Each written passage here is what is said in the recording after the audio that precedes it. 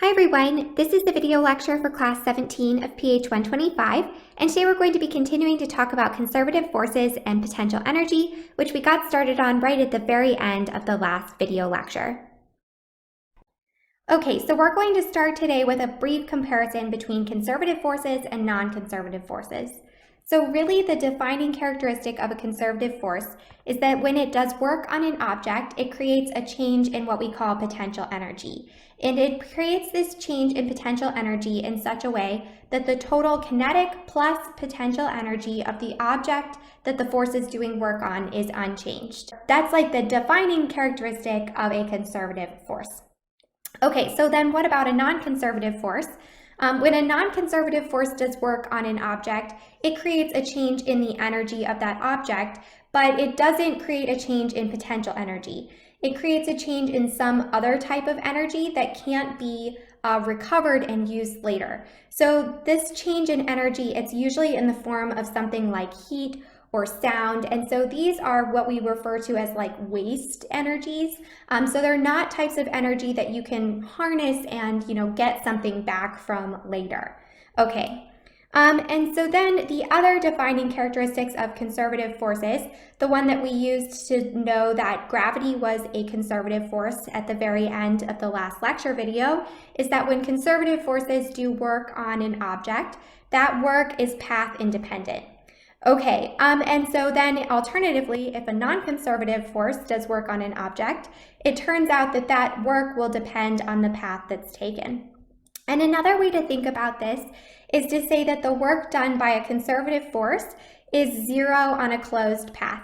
And we're going to take a closer look at this in a moment, but alternatively, the work done by a non-conservative force will not be zero on a closed path. Okay, so now let's look at some examples of conservative versus non-conservative forces. So we already talked about the fact that gravity is in fact a conservative force, and the other conservative force that we'll be looking at in this class is the restoring force, which is the force exerted by a spring. So it turns out that that force is also conservative. There are other forms, but those are the forms that we'll be focused on in here. Some examples of non-conservative forces are friction and also the forces exerted by muscles. So here you can see in this image, if you have a car and friction is doing work on the car, it turns out, if you get this like burning rubber sensation, which hopefully maybe none of you guys have had that sensation with your own cars, but so what ends up happening is the type of energy that the work done on the car turns into is this heat energy, and that's why you get that like burning rubber, right? And so that's a form of energy that it's not going into the car, it's not doing your car any good, it's not making it go forward or faster or anything like that. And so that's why we refer to it as like this wasted energy. Okay, so now let's take a closer look at this idea of path independence. So we said that when we have a conservative force doing work on an object, and that object travels over a closed path, then we said that that work done must be zero. And so what does that mean? What does this idea of a closed path mean? So if you look at the bottom picture here, if I think about the work done over a closed path, what that really means is just that I'm doing work over an object and it's traveling along a path, but it gets back to the place where it started from at the end of that path. So here we have two options for work done over a closed path.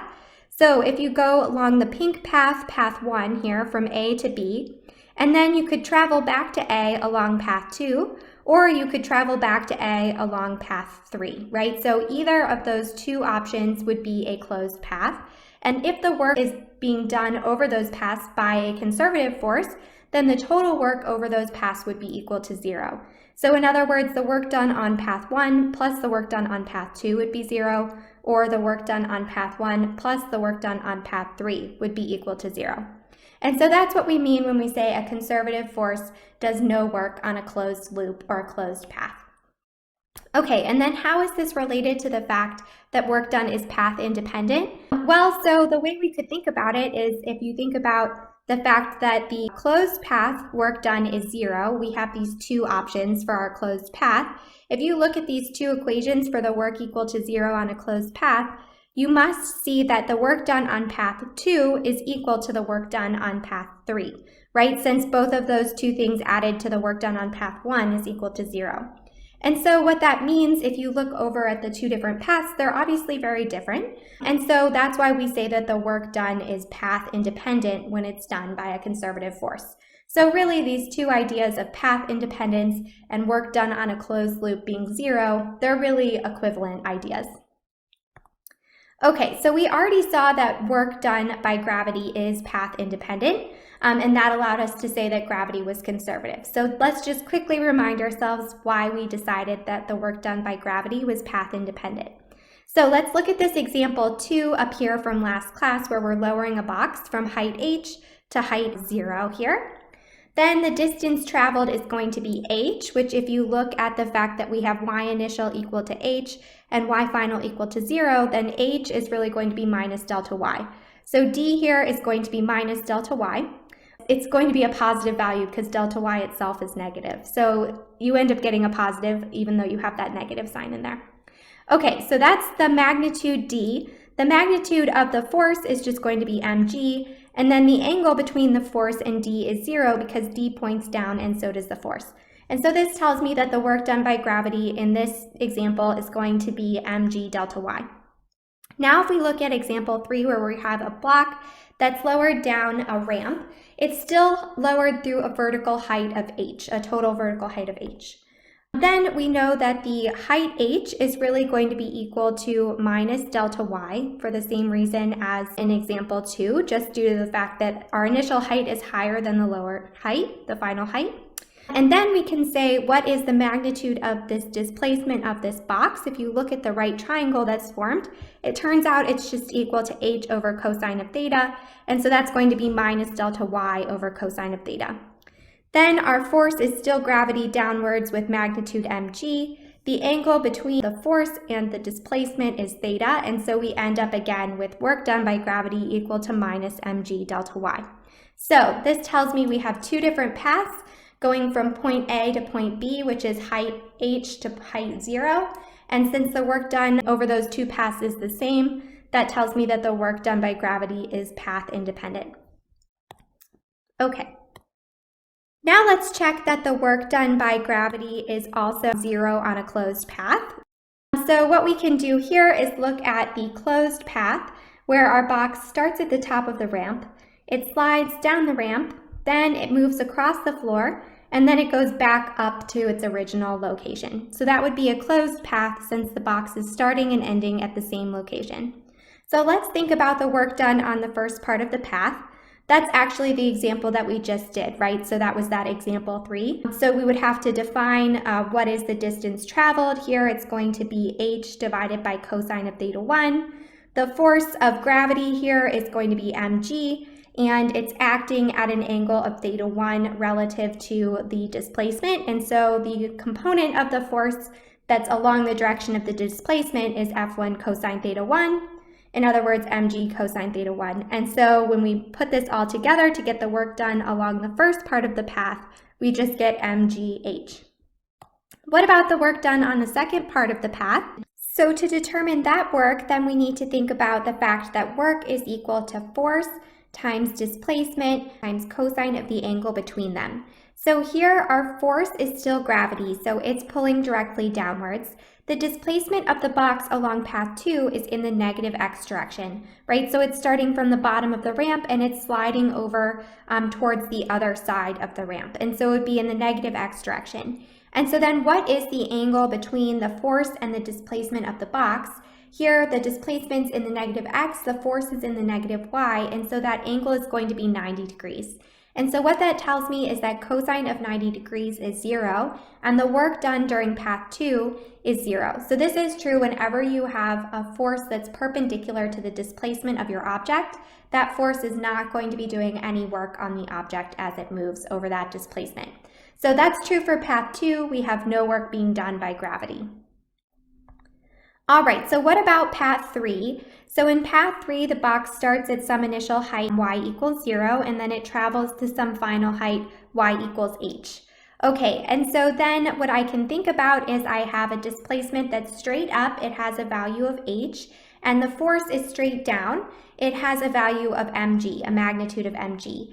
Then all that's left to think about is the angle between them. The force is directed downwards, the displacement is upwards, and so the angle between them is 180 degrees. And so I get the work done by gravity on this third part is equal to minus mgh, since cosine of 180 degrees is just minus 1. Okay, so then the total work done over this closed path is just going to be the sum of the work done on each of these different parts. So it's going to be work 1 plus work 2 plus work 3. Here, work 1 was mgh, work 2 is 0, and work 3 is minus mgh. So in fact, we do see that the total work done over this closed path by gravity is equal to 0. All right, so work done by gravity is 0 on a closed path. It's also path independent, and so that tells me that gravity must be a conservative force. Okay. All right, so now let's think a little bit more about this other property of conservative forces. Remember, we said that conservative forces act to store energy for later in a form that we call potential energy. All right, and so specifically what we learned in the very end of the last lecture is that work done by conservative forces causes a negative change in potential energy, and it's specifically the potential energy that's associated with that specific force. So, for example, we would say that the work done by gravity is equal to minus the change in potential energy due to gravity. Okay, and so of course the change in potential energy is U final minus U initial. So minus delta U would be U initial minus U final. We just switched those two since there's that minus sign out in front of the delta U. Okay, and so what does this really mean? If a conservative force does positive work on an object, then that tells me that U initial must be bigger than U final. And so what that tells me is that positive work by a conservative force will decrease the potential energy of that object.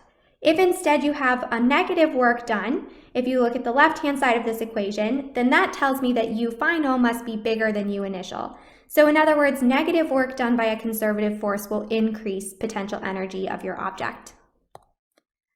Okay, and so then, as I mentioned, each type of conservative force has its own type of potential energy. So we already talked about the fact that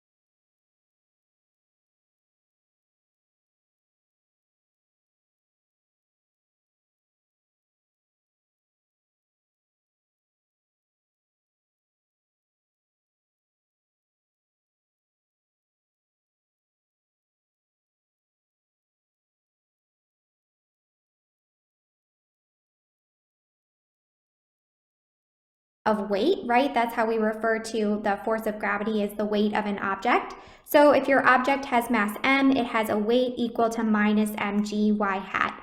In other words, it's the magnitude of the weight is always mg, and it's always directed in the negative y hat direction. Okay, and so then we've seen in various examples that if you lift an object up through some change in position in the y direction delta y, or you lower it through some change in position delta y, no matter how it gets from y initial to y final, the work done by gravity during that change in position delta y is always equal to minus mg delta y. Okay, and so I could write this out then as minus mg y final minus mg y initial. Okay, and so then looking at the equation up in the blue box up here, I know that this work done by gravity is going to be equal to minus some change in potential energy due to gravity. And so that change in potential energy due to gravity is going to be U gravity final minus U gravity initial. And so then what I can do is I can go ahead and compare these two lines. So I have this minus sign out in front of these two terms that are subtracted from each other. And so I would go ahead and equate these two terms and these two terms, right? And so what that tells me is that I can define some potential energy due to gravity that's just going to be mgy. All right, and so then it turns out, looking at this equation, we directly get the fact that as you lift an object up, you increase the value of y, and so that would give you an increased potential energy due to gravity. As you lower an object down, you're going to go to a smaller value of y, and that would give you a decreased potential energy. And so then this corresponds, or this matches, the idea of potential energy that we talked about a little bit earlier, how if you do positive work, you get a negative change in potential energy, and if you do negative work, you get a positive change in potential energy. Okay, and so one last thing about this potential energy due to gravity before we move on. In that last step, we actually defined a reference point, even though we didn't specifically talk about it. And so now we need to talk about what is a reference point.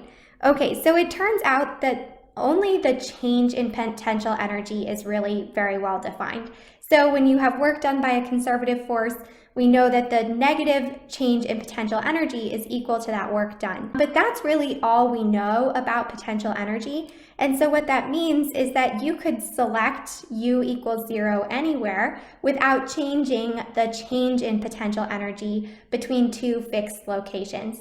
And so to see that, let's look at the example over here on the right-hand side of the slides. So here I'm imagining dropping a ball from some height h. And what we can do is we can set the potential energy equal to 0 at any location without changing the change in potential energy from the top of the building to the bottom of the building. So let's go ahead and prove that here. First of all, let's set y equals 0, and in other words, set the potential energy equal to 0 at the top of the building. Okay, then the height at the bottom of the building would be negative h, right, because it's below the top of the building. And so that tells me that U final would be equal to mg minus h. So then the change in potential energy is going to be minus mgh minus 0, right? And so it's just going to end up being minus mgh. Okay, what if instead we had set the reference height, or the height where the potential energy is equal to 0, what if we set that at the bottom? So in other words, we select y equals 0 at the bottom of the building. Okay, so in other words, at the ground. Then I would say that the initial height is up here, it's going to be h. So y initial would be h, and so my initial potential energy is mgh. My final potential energy would be mg times 0, or in other words, it's 0. Then the change in potential energy is still going to be minus mgh because you get 0 minus mgh. Okay, so in either case, we defined potential energy is defined differently in these two cases, right? So in the first case, the top of the building has 0 potential energy. The second case, the top of the building has potential energy mgh. But if they are equivalent in terms of the change in potential energy, and that's really the only thing that's well defined. And so both of these situations are completely valid. All right, and so that brings us to the point that whenever you talk about potential energy by itself, so not in terms of some change in potential energy, you always have to define the reference point, which is the point at which you have defined your potential energy to be equal to 0. So for potential energy due to gravity, since we said that U gravity is equal to mgy, picking the reference point really just means picking the location where y is equal to 0 as you define your potential energies. And then once you have defined that reference point for a particular problem, you want to keep it the same throughout the entire problem. So that's the key here. You just have to pick a reference point, just pick somewhere that's convenient. So usually I make it either my initial or final height because one of them will just be equal to 0. So I would generally pick one of the two to be my reference point, the place where y equals 0. And then you just have to make sure you're using that same reference point throughout the entire problem.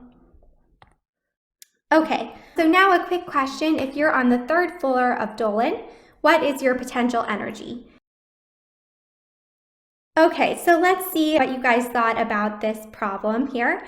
So this is referring back to this reference point thing. So there is no reference point defined, and so you could have picked the reference point for the potential energy to be the 3rd floor of Dolan, and then you could say you have 0 potential energy. You could also define it to be the ground, and then you would have some higher potential energy. And so since no reference point has been defined, you really can't say what the potential energy is here.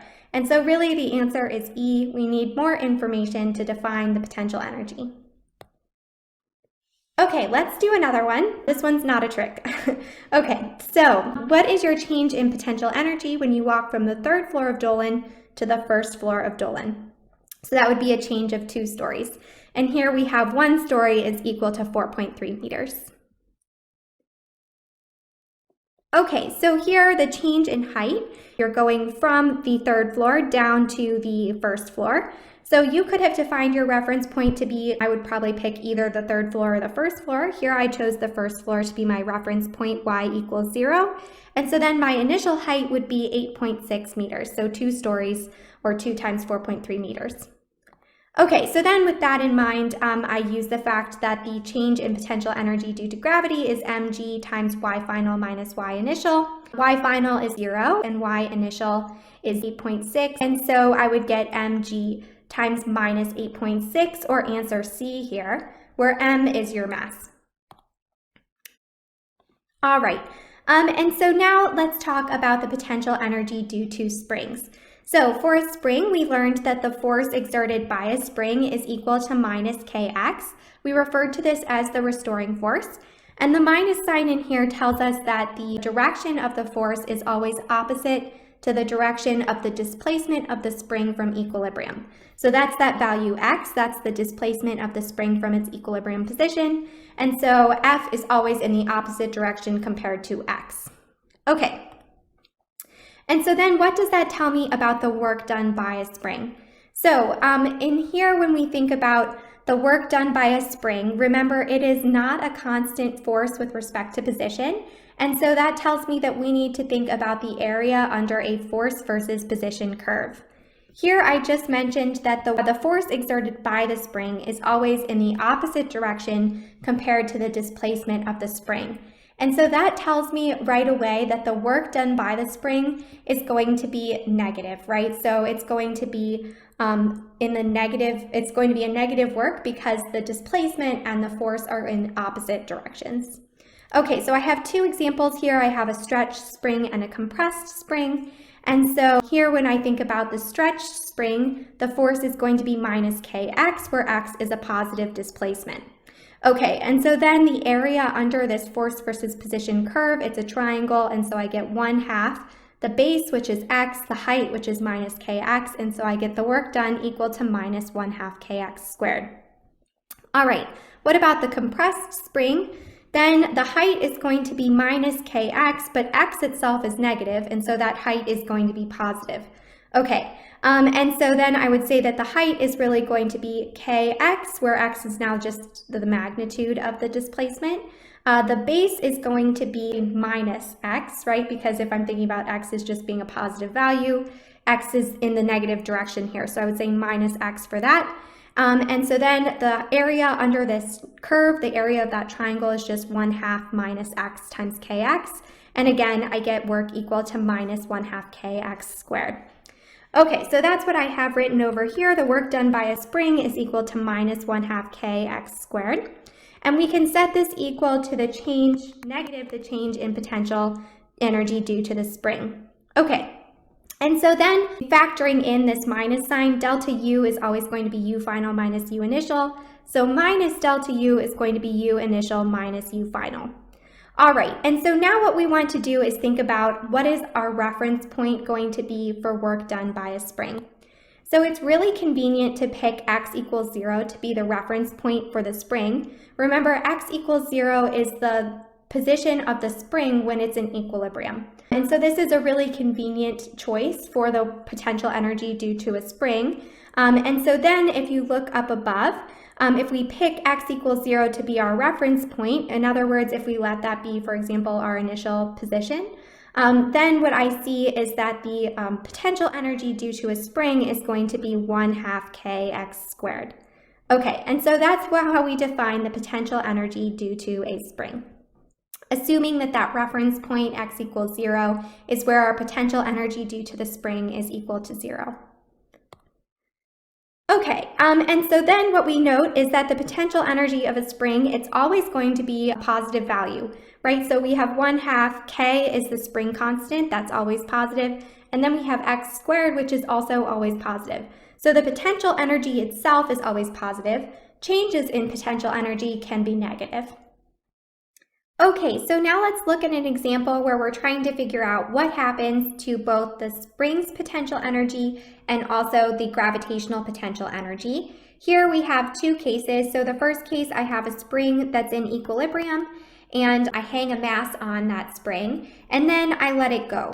Okay, so then it drops down basically after I have hung that mass on the spring. And what I want to know is that mass on the spring, when the spring's in equilibrium versus when the spring gets all stretched out, what happens to both the potential energy due to the spring and also the potential energy due to gravity. Okay, so to think about solving this problem, let's go ahead and just start with one or the other. So I'll pick the potential energy due to the spring. So first of all, is the potential energy due to the spring, is it going to increase or decrease from case 1 to case 2? So remember, U spring is going to be equal to 1/2 kx squared, where x is the displacement from equilibrium. So in case 1, our spring is in equilibrium, and so x is equal to 0. And then later in case 2, x is equal to some non-zero value. So it actually doesn't matter whether it's positive or negative because it gets squared.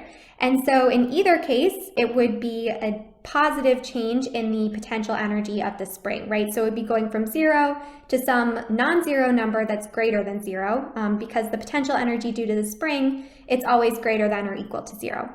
And so I would say that the potential energy due to the spring in this case must increase. So that leaves me with answers. Let's see, we could do A, we could pick C, or we could pick E. So let's cross off B and D for now. All right, so now let's think about the potential energy due to gravity, which is going to be mgy. Okay, so we could pick some reference point for our potential energy due to gravity here. So let's say y is equal to 0 right here. So again, at the equilibrium position of the spring. So then I would say that y is going to decrease to go down to my final location. So y initial is 0, and so y final is going to be less than y initial, right? It's decreasing. And so since my final height is lower than my initial height, that tells me that the potential energy due to gravity has also decreased. And so now I'm ready to look at my answers. We know that the potential energy due to the spring has increased. The potential energy due to gravity has decreased. And so I would pick answer C here. Okay, so now let's just do a quick wrap up on potential energy. We know that potential energy is a form of stored energy, and really if you think about the potential energy due to both gravity and the spring, they're both related to the position of the object or the configuration of the system. So for the potential energy due to gravity, it's height in the y direction. That's related to position, right? And then for the spring, it's related to how far the spring has been stretched from its equilibrium position. So again, that's like the configuration of the system, and it also has to do with position, right? So all potential energies are going to be similar in that respect. All right, and so really what do we mean when we say potential energy? It's the potential for conversion into kinetic energy, and that's going to lead us into our next topic, which is that potential and kinetic energies, they can be exchanged freely, and so potential energy can be converted into kinetic energy. Remember the energy associated with motion, and those two things can oscillate back and forth. All right, and then of course we know that potential energy is associated with conservative forces like the force of gravity and the restoring force of the spring. And finally, the last thing that we learned about potential energy is that only differences in potential energy are really well defined, and so we always have to choose a reference point. We usually pick a convenient reference point where the potential energy is set to be equal to 0. And you have to pick that before you can define potential energy at any given location. All right, and so then just again to finish our wrap up, we know that the work done by a conservative force causes a negative change in the potential energy associated with that force.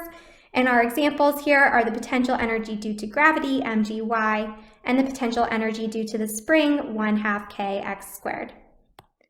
All right, so as promised, let's now think about this conversion of energy between kinetic and potential forms. So remember back from our last lecture, we had the work kinetic energy theorem, and this told us that the work done on an object was equal to the change in the kinetic energy of that object. All right, and then today we've been focusing on the fact that the work done by a conservative force on an object causes a negative change in potential energy of that object. All right, so what we can do is we can combine these two things, and for the specific case where we have only conservative forces acting on an object, so we have no non-conservative forces acting on an object, in terms of problem statements, this means that there's like no friction. Okay, so no non-conservative forces acting, all conservative, then we can put these two things together, right? So then the total work is going to be equal to the work done by conservative forces, since only conservative forces are acting. And so the total work is equal to the change in kinetic energy. The work done by conservative forces is equal to minus the change in potential energy. And so then I get delta K is equal to minus delta U. We could rearrange this, and we get delta K plus delta U must equal 0. And this is super, super useful in problem solving. So what we can actually do is take this one step further, and we define something called mechanical energy. So mechanical energy is just the sum of kinetic and potential energies. And so then I could call the initial mechanical energy Emac I, which is going to be the sum of the initial kinetic energy plus the initial potential energies. And here I have just U in general. It could be U spring, it could be U gravity, it could be both. You would have to add them together. And then we can also define final mechanical energy, which is going to be the sum of the final kinetic energy of your object plus all of those final potential energies of your object. Okay. And so then what we know from the above equation that delta K plus delta U is equal to 0 is that the change in mechanical energy must be equal to 0 whenever you only have conservative forces acting on an object. So this tells us that the total mechanical energy has no change, right? And so in other words, the total mechanical energy is constant. And this is true when we have only conservative forces acting on an object. In other words, no non-conservative forces, no friction. And so this is super, super useful for problem solving. All those kinematics equations, a lot of the times you can actually replace your kinematic stuff with conservation of energy problems, which is so nice. For conservation of mechanical energy problems, whenever you're told there's no friction, something like that, then you just add together all of the kinetic energy and potential energies in some initial state, compare it to all the kinetic and potential energies added together in the final state. You know that those two things will have to be equal to 0, and you'll be able to solve for some unknown. And we're going to do lots of practice with that in class next time. So I will see you then.